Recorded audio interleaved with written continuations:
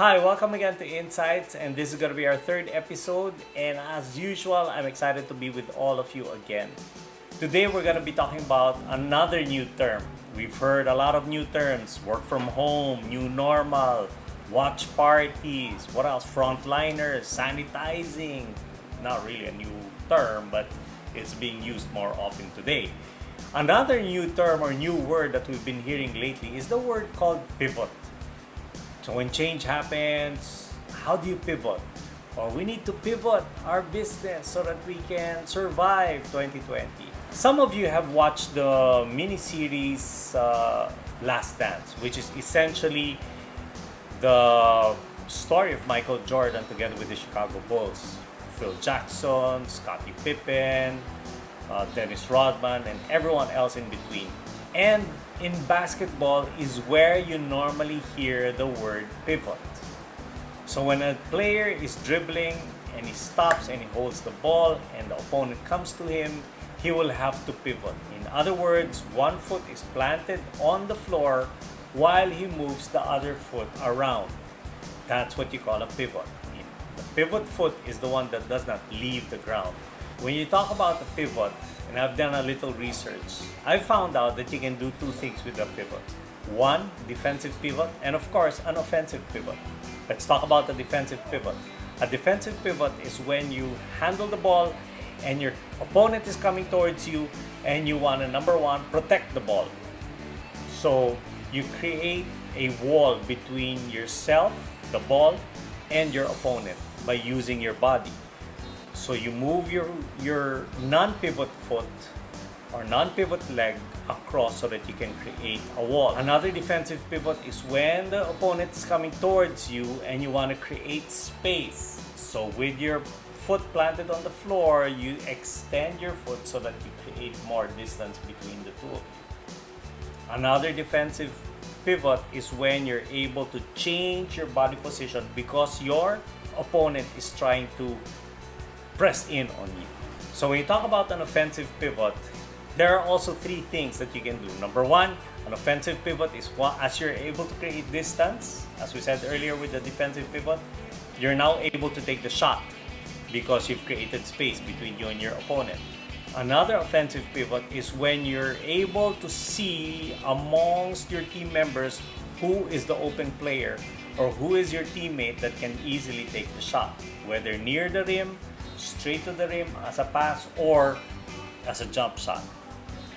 The third one is to be able to see where you can move towards a lane that will lead you towards the basket for you yourself to take that shot through a layup or through a slam down or a dunk.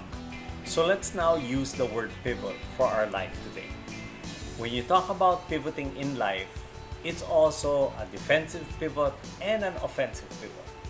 A defensive pivot means that you're protecting certain things in your life today. Protect what? Number one, protect your core values. What you hold dear, your belief system, your faith. These are things that should not change. Jim Collins in his book Good to Great talked about preserving the core and stimulating progress. In other words, when you take a look at your business, your products and services may change. Your business model may have changed. The people in your organization may have changed. Your entire business altogether may have changed. However, the things that the original owners believe and hold true should remain intact. In the same way, when you talk about your family, many things have changed in your family. We have changed. We've grown taller. Maybe some of us have gained a little weight. That's also changed. We've become better at doing other things. There are many changes that have happened to us in the last so many days. However, what we believe should remain intact. What you believe as a person, what you believe as a family should still remain. For us, for example, faith, family, and work. These are the things that we believe to be true about ourselves, about our family. This is what we hold dear. So whatever happens on the outside should not change what's on the inside. your core values. The second thing that should not change is your core competence. When you take a look at Michael Jordan in the series Last Dance, from his younger days as a basketball player in school all the way to his professional career, he kept getting better and better and better and better. Of course, age is a factor. For any athlete, age is a factor. But it should not stop you from getting better and better and better all throughout the years. Remember, there was a time where Michael Jordan was food poisoned the night before. He couldn't go to bed that night. But still, he went on to score 35 points, 40 points during that game at the time when he was sick. Why? Because it was his competence, a sharp axe or a sharp saw that carried him through. The body was physically weak, but the spirit, the competence, the drive was still there. Another thing that we should protect is our core purpose, our why, our reason for being. Once we don't lose sight of that, our life, our work becomes more meaningful, it becomes more purposeful. George Merck, who is the founder of the pharmaceutical company MSD, Merck Sharp and Dome, said this: simply make the medicine for the people, the profits will follow. In other words, they're not in business to make medicine for profit. The medicine is for the people to become well. And once they don't lose sight of that, the profits just follow. Today, MSD, Merck Sharp and Dome, has a tagline, Be Well, which talks a lot about their purpose. Why are they in business? So let's talk about pivoting for the offense. Pivoting for the offense means that we stimulate progress. And when you stimulate progress, look at three things. Number one, people development.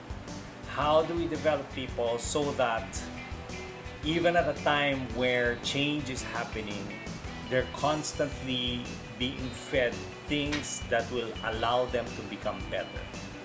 Constantly talking about things that will make them think about how we can do things better. Richard Branson said, train people well so that they can leave you, but treat them well enough so that they don't want to leave you. In other words, people, ladies and gentlemen, are our most appreciable assets. Over time, these people that work with us, that live with us, we will all appreciate over time.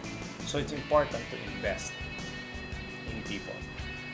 Warren Buffett, the best investment that you can make is not investment in stocks, it's not investment in other companies, but it's an investment in yourself. The more you learn, he says, the more you'll earn. Another offensive pivot is process improvement. In other words, how can we create within our processes streamlining? If our process is a 5-step process, how can we do it in 3 without sacrificing excellence and quality? It's always important to think of how we can make our work better so that people's work can flow through faster. The third offensive pivot is product or service innovation. What is innovation? Innovation simply means your products and service still work, but you're creating bigger and better ones.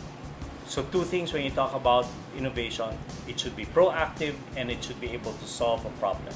Proaction means that you have one generation, one version of your service or of your product, but while that's still working, while that's still selling, you're actually creating more and more versions of it.